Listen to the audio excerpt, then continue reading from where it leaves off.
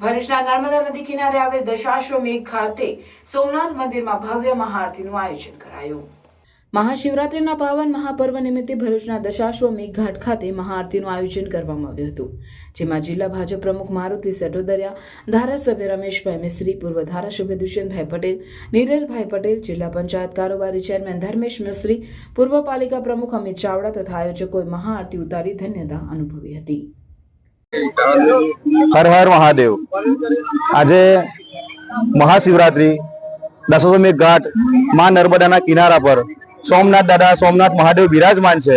त्यारे भरूचनी जनताने अमे आमंत्रित करीए छे कि आज शिवरात्रिना महापर्वना दिवसे आप महादेवना दर्शन करो, सोमनाथ दादा दर्शन करो।